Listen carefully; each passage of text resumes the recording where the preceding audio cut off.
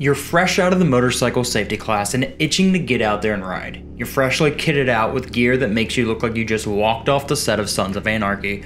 But now the most important question is, what motorcycle do you buy first? What style of bike should you consider? Which one is the safest first bike? Should you grab a 1000cc superbike because your friend Justin just bought one 3 weeks ago and he's only laid it down twice? Well, in this video we're going to explore all sorts of options.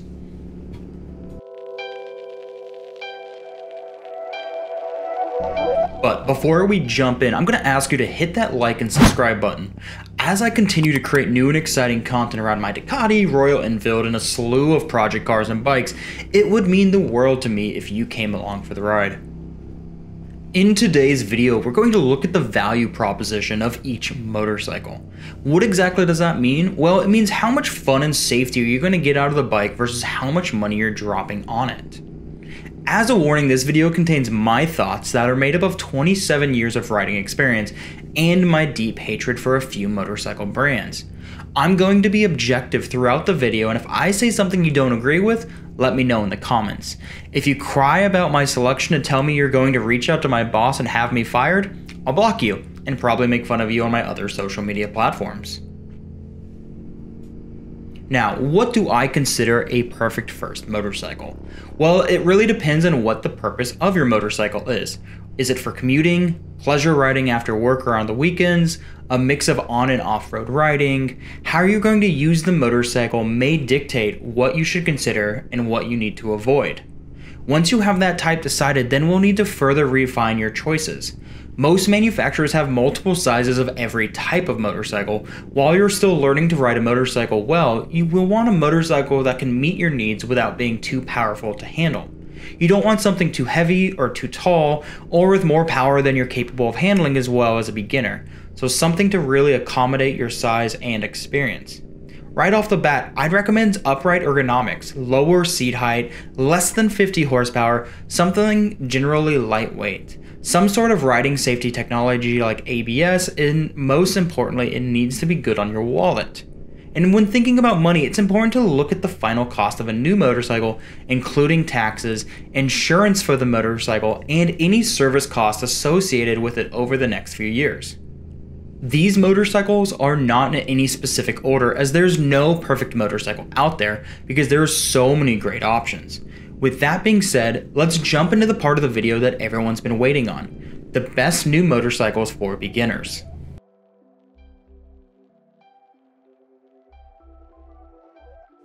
The KTM Duke 390 is a standard, or what most would consider a naked motorcycle, that contains a naked frame and minimal fairings, but it's capable of riding like a sport motorcycle. The WP suspension is a bit more on the firm side, as it's meant to handle heavy cornering duties on weekend touring and sport riding.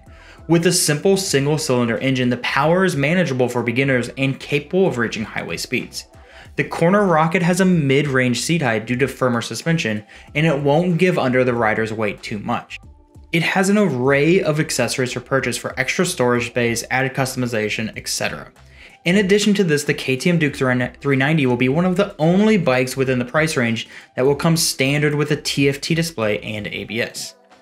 By going with a KTM motorcycle, you get this certain level of coolness that's really hard to replicate with the other brands.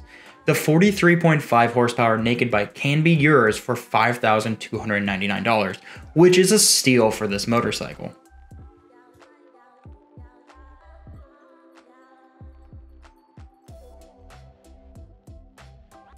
Now, the KTM RC390 may not look much different than the Duke 390, but the full fairing bike and more aggressive riding position will make this a completely different experience. The KTM RC390 is a great beginner sport motorcycle. Complete with full fairing, the RC cuts through the wind with agility and corner carving prowess. Lightweight with a steel trellis frame and big wide tires, it's just what you want and need to satisfy your corner carving on a daily commute. The RC390 has a stiff suspension that's ready to handle every corner you can throw at it. The ergonomics are forward leaning to keep you in the crouch to evade the wind while riding. The seat height is taller than average with foot pegs higher up to allow you to lean the motorcycle in the tightest of corners, so be prepared for shorter rides rather than longer hours in the seat. The RC390 comes in at about $200 more than its brother at $5,499.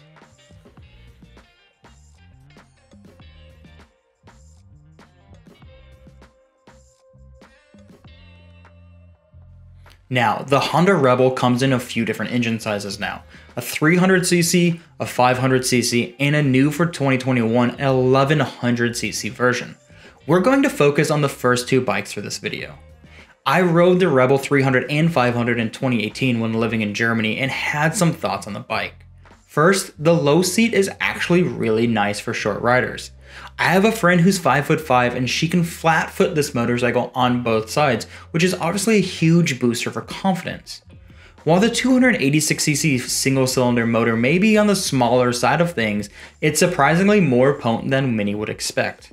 While top speed for the bike is limited to 92 miles an hour, the Rebel 300 will be more than happy to cruise on the highway at around 65 miles an hour.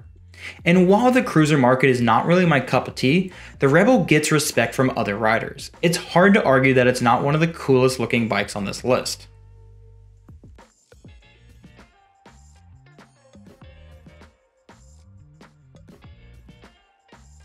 For the second part of the Honda Rebel family, we've got the Rebel 500. It has the same dimensions as a smaller variant, but with a 471cc power plant, pushing 45.9 horsepower instead of the 286cc version, producing only 27.4 horsepower.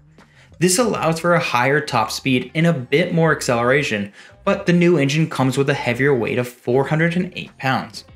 If you're a bigger person, try the Rebel 500, as that little extra weight of the bike between your legs helps it feel a little more planted on the road.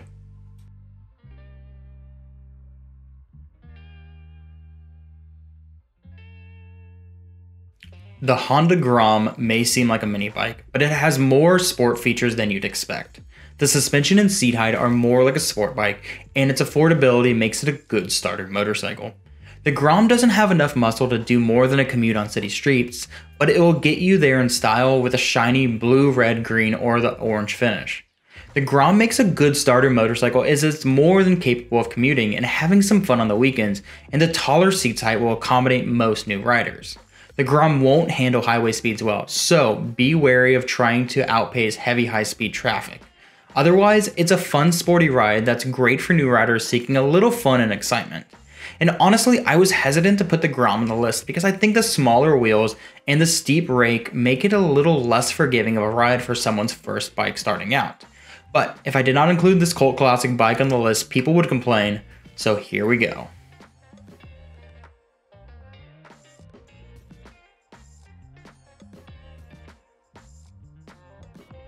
The BMW G310R. BMW launched the G310R a few years ago to global applause.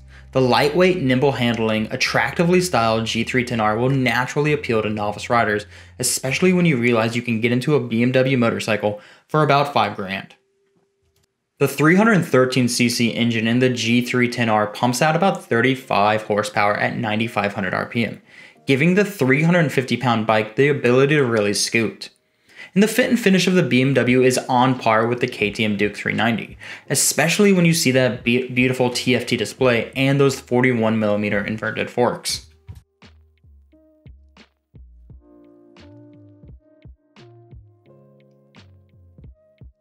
The Yamaha SR400 features retro styling reminiscent of motorcycles back in 1970s, with a slim, narrow frame and air-cooled engine.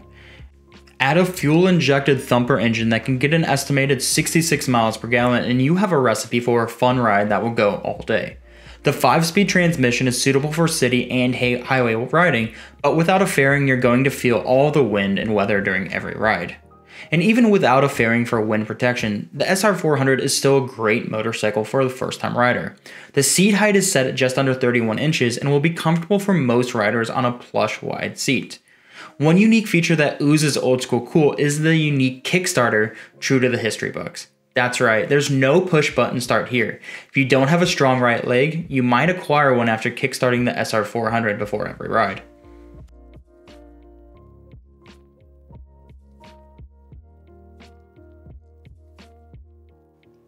I might be a bit biased when it comes to the Continental GT650 because It's a bike that I actually own. As the motorcycle world continues to push out more bikes that look like a transformer than an actual motorcycle, I appreciate Royal Enfield's dedication to keeping a classic styled cafe racer in the mix. Between the clip-on bars, double cradle frame, twin shocks, and an air liquid cooled parallel twin engine, this bike looks cool and can perform just as well. And if you want to learn more about this bike, I have a YouTube channel literally full of it. Find that Royal Enfield playlist and start watching.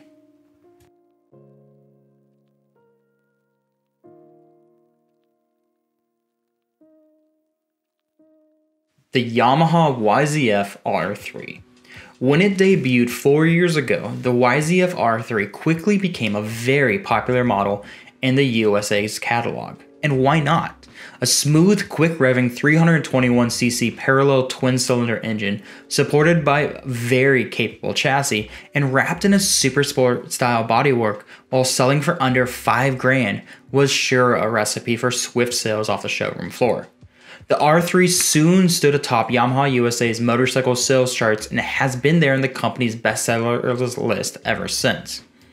The R3 still has a lot of novice-friendly characters that help make it such a sales success, with a low-effort clutch and a positive shifting transmission working with the engine's smooth throttle response, making the power very easy to control. The low 30.7-inch seat height, narrow midsection, and lightweight ensures that Yamaha is unintimidating at lower speeds, and the brakes are responsive without being too progressive in a way that could overwhelm less experienced hands.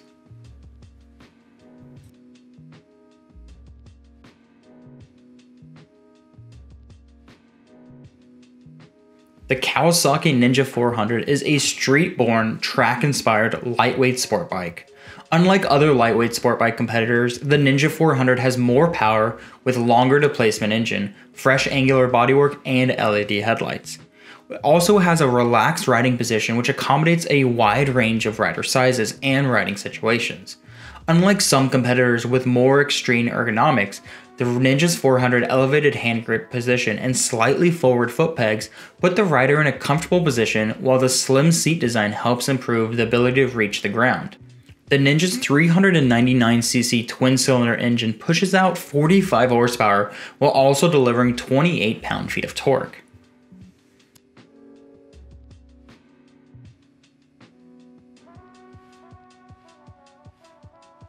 The Yamaha MT-03. It was only a matter of time when Yamaha would bring the MT-03 stateside, and now that it's here, it's hard not to put this bike on the top of the list. When a beginner-friendly bike has a price tag of under $5,000, promises sporty fun, it's got the same engine as the 321cc parallel twin in the R3, and is wrapped in a clean, simple, yet sinister naked bike form, Yamaha knew it had a winner on its hands. The 37mm KYB inverted forks really help the bike stand out from the rest of the list, but unfortunately so does the LED headlamp that turns this naked bike into something that you either love or you hate. For the final few motorcycles on my list, let's jump into the world of dual sport bikes.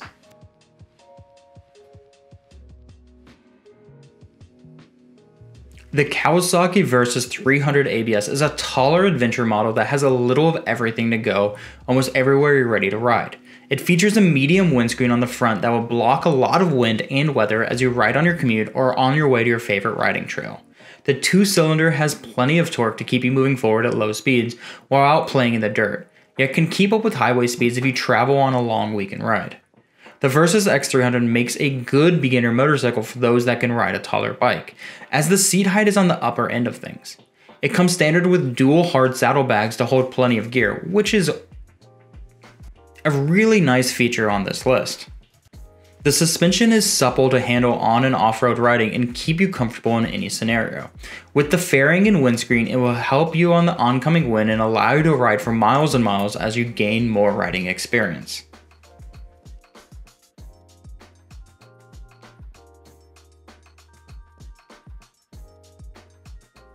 In 2021, Honda took the CRF 250L and CRF 250L Rally and gave them a slew of upgrades, with the most noticeable being a bit more power through the use of a larger stroke. The peak power output is now 27 horsepower at 8,500 RPMs and 20 foot-pounds of torque at 6,500 RPMs. While this is the tallest bike on the list, it's also the one bike solution for almost everyone. You want to cruise some canyons? Done. You want to cruise some dirt roads in Moab? Done. It's a wonderful first motorcycle, and if you're on the taller side of things with a desire for adventure, this is where you look. The rally variant of the CRF300L is a bit more adventure focused, with longer front and rear travel compared to the CRF300L. The longer travel equates to a seat height that is 0.4 inches higher. The 2021 CRF300L has a smaller fuel tank while the Rally gets more fuel capacity. The CRF300L is down to 2.1 gallons and the Rally now carries 3.4 gallons, an increase of almost 3 quarts.